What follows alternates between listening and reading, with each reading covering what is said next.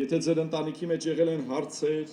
բաց թողումներ, խոչընդոտներ, խնդիրներ, ուժ գտեք իրար ներելու, սիրելու, առաջ գնալու, ես միշտ ասում եմ այս խոսքը թող գրվի, այսօրվա ասելիքը թող վաղվան, եթե թողես, էլ բան չես ասի։ Այսօրվա քո բարկությունը, քո ասելիքը թող վաղվան, վաղը հնարավոր է ասելու բան չունենաս, որտեղ գիշերը շատ հետաքրքիր է, որ Աստված պրոցեսով կանցկացնի քեզ։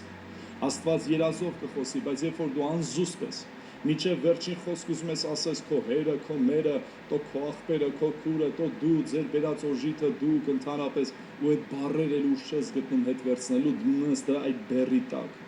դու արդեն մնում ես դրա ստրուկը, դրա գերին, եւ այլևս չես ուժ գտնում ներողություն խնդրելու, եւ այլևս ուժ չես գտնում իսկապես ապաշխարելու, եւ լինում է ինչ, լինում է բաժանություններ։ Երբեմն նայում ես ու ասում ես ամուսնություններ կան,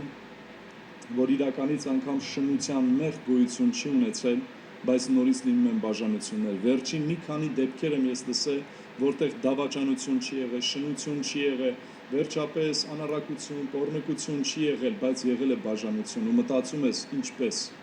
ոնց կարող են մարդիկ հոգևոր լինելով, աստվածավախ լինելով, լավ, Աստծո զավակ համարվեն ու այդքան անհանդուրժողական լինեն, իրար հանդեպ չհանդուրժեն, ատեն իրար, չարախոսեն, իրեն երեխու հորից կամ երեխու մորից այդքան բամբասի, գիշեր ու ցերեկ ու մոտ մստի խոսի, ես ասում եմ սա մեծ սատանայի հարձակում է։ Երբ որ երկու անձիկ իրար հետ վիճում են ու ինչ որ մեկը լավ կողմն է բռնում աղջկա կամ տղայի կողմը, ես ասում եմ ձեզ, այդ ամեն խոսողները ավելի մեծ մեղք են գործում, քան այդ երկուսը, որ ամուսիններ են։ Մի մտեք այդ հարցերի մեջ եւ ձեզ հեռու պահեք, ուղղակի աղոթեք ու բարեխոսեք, եւ եթե արդեն բաժանություն կա, երկուսն էլ սխալ են։ Երկուսն էլ սխալ են, ես չեմ մտնում ամեն հարցերի ու բաժանությունների մեջ, բայց ես ուզում եմ քեզ մի բան ասեմ, ուժ գտիր չբաժանվելու։ Կա եւս մեկ ճանապարհ սիրելիս, կա եւս մեկ ճանապարհ, դա ներման, սիրո ճանապարհն է։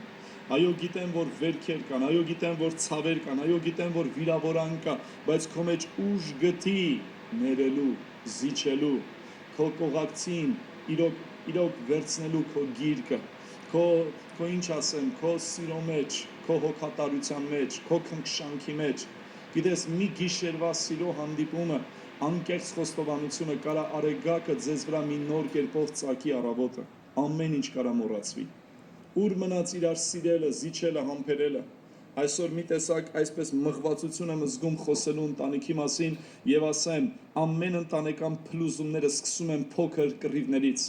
փոքր խռովություններից, գիշեր իրար կողք չքնելուց։ Ես շատ եմ ասեն, նորից կասեմ, որքան էլ վիճեք, որքան էլ իրար չհասկանաք, գիշերը իրար կողք քնելուց երբեք չհրաժարվեք։ Դա մի ներքին կապ է ստեղծելու ձեր մեջ, նորից փարատելու է ձեր վիճաբանությունը, բայց եթե դուք սովորել եք իրարից սենյակից հեռու քնել, կամ վերջապես ձեր հետ ձամ կամ տան մեջ մի երեխա կասում եք, դե երեխան միջև ծոցս քնի մեծանա եւ այլը, ես նման բաները երբեք չեմ հասկացել։ Ես նման բաներ երբեք չեմ էլ ընդունել, ես միշտ մերժում եմ դրանք ու ասում եմ, ամուսինները միշտ պետք է իրար կողք պառկեն ու ելնեն։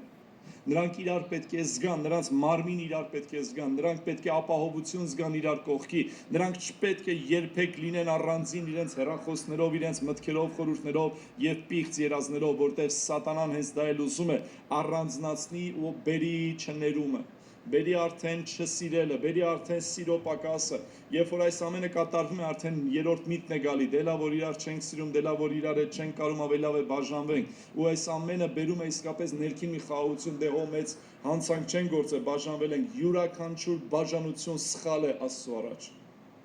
Աստվածաշունչն ասում է միայն շնության դեպքում, այն էլ են դեպքում, երբ որ տղամարդ կամ կինը չի կարողանում ների կամ չի ուզում ների, ինքը իրավունք ունի, բայց եթե ներում է, դա իր իրավունքն է, բայց ես ուզում եմ ասել ձեզ, ուզում եմ շատ պարզ ասել, յուրաքանչյուր ամեն ապահարզանը գարշելի է Աստծո առաջ։